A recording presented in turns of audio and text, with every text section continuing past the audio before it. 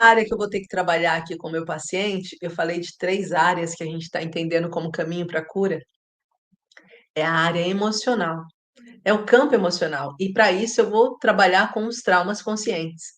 A segunda área é a área mental, então eu vou trabalhar com os traumas subconscientes, com ferramentas de investigação que ajudem o meu paciente a entrar no processo de melhora através dos traumas subconscientes. E por último, a gente vai precisar trabalhar, então, o campo físico do paciente. E quando a gente fala do campo físico, eu estava comentando agorinha porque que muitos profissionais não têm bons resultados, porque eles isolam os campos. Aí vem, como eu disse, o psicólogo trabalha mais com o emocional, aí vem o psiquiatra que trabalha mais com as questões biológicas e mentais, aí vem, por exemplo, você precisa fazer exercício físico, vem alguém que trabalha um pouquinho do físico. Se eu não junto tudo, eu não tenho resultado.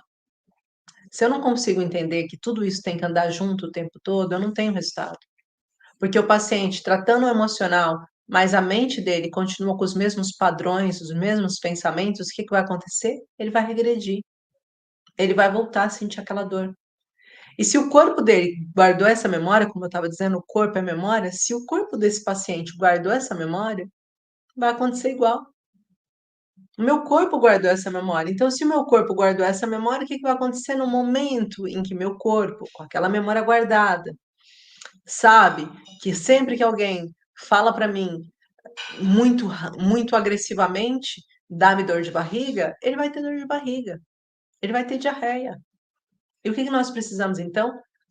Trazer um novo padrão de pensamento para esse paciente e fazer com que ele se sinta seguro nas suas rotinas, que ele se sinta seguro no seu dia a dia, que ele tire as memórias físicas e crie novos hábitos, novas memórias físicas. E como que a gente faz isso então? Na questão do corpo. Primeira coisa que nós precisamos entender, e hoje em dia cada vez se fala mais sobre isso, nós precisamos entender que o paciente ele pode ter uma condicionante que está ligado à inflamação intestinal. E se esse paciente tem uma inflamação a nível intestinal, qualquer medicação que ele esteja tomando não está fazendo resultado. Então, se eu quero que ele tenha uma cura natural, eu preciso primeiro tratar do que não está funcionando bem. Eu preciso tirar ele de um processo de desbiose. E muitos pacientes têm essa inflamação intestinal, têm esse problema do estômago, que está relacionado com a própria ansiedade. A ansiedade pode mexer muito com o esôfago, com o estômago, ela pode fazer com que aquele paciente ele desenvolva essas questões.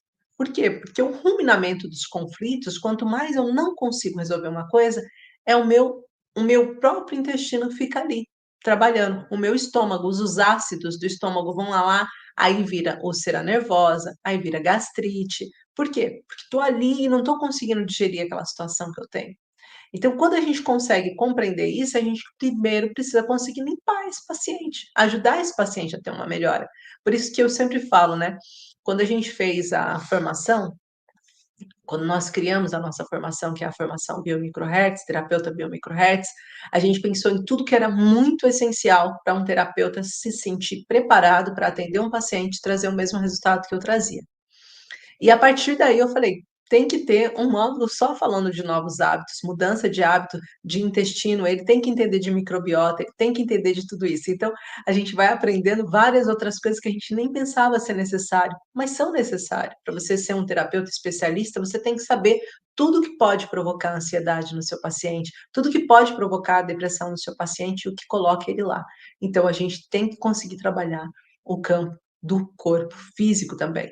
E quando você consegue ter ferramentas que possa fazer com que você trabalhe essas 3 áreas, você tem um caminho para a cura para oferecer para o seu paciente ou para o seu ou você, terapeuta, oferecer para o seu paciente ou você, paciente, se oferecer.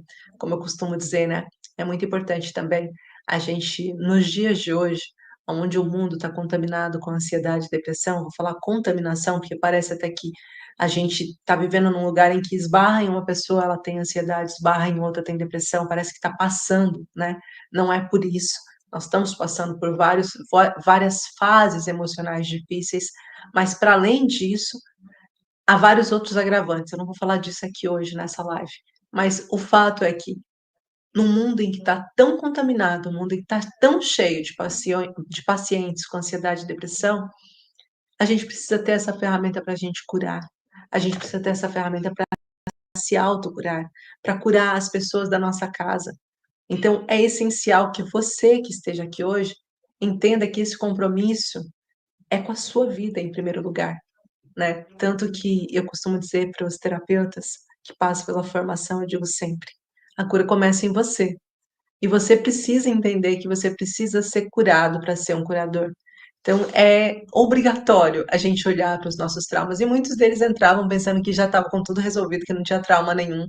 Mas basta entrar nos módulos, nas aulas e falar: nossa, afinal de contas, eu passei por isso. Eu é que negligenciei. Eu nem sabia que isso era ansiedade, eu não sabia que isso era depressão, eu não sabia que eu tinha esse trauma emocional. E essas crenças de a depressão não tem cura. Eu quero que vocês lembrem do que a gente falou aqui hoje, desse caminho, né. É muito normal a gente pensar que a pessoa com ansiedade, com a depressão, que ela não tem cura, mas normalmente isso está vinculado com o processo de um tratamento desajustado. É claro que a gente não está aqui falando que deve ter um processo, uma pílula mágica que vai colocar na boca do paciente amanhã já não está com depressão, mas há um caminho, há uma forma de tratar que traz muito mais resultados e sem efeitos colaterais. E cada vez mais os pacientes têm buscado esse caminho, e ele é um caminho possível. Então eu quero que vocês lembrem disso. O mais importante é a gente conseguir trabalhar as camadas profundas que vão fazer com que a gente trate esses 3 pilares: a emoção, a mente e o corpo do paciente.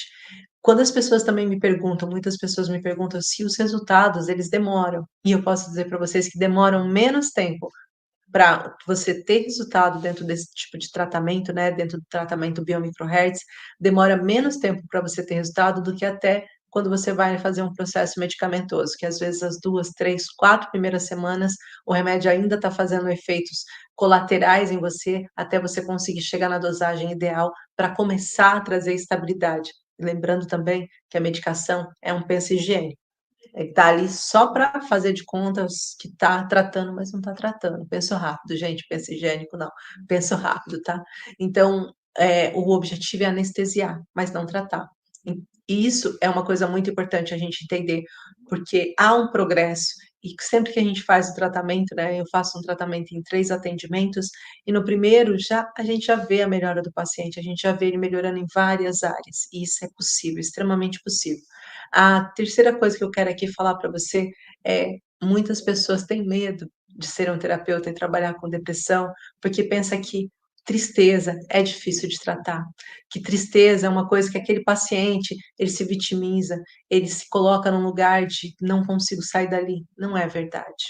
O paciente depressivo, ele tem sim várias dessas situações acontecendo, até porque o corpo dele criou uma nova resposta neural, lembra que eu falei? E essa resposta neural fez com que aquilo que antes o alegrava, por exemplo, sair, fazer coisas, dançar, agora já não faz mais isso. Agora, ao invés de quando eu saio para dançar, eu ficar feliz, o que que acontece? Eu saio para dançar e eu não quero ir.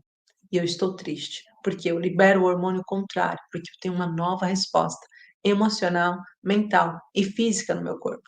Então, a tristeza, ela não é difícil de tratar. As pessoas com depressão não é difícil de tratar. E não há vitimismo quando você entende o que aconteceu na emoção desse paciente.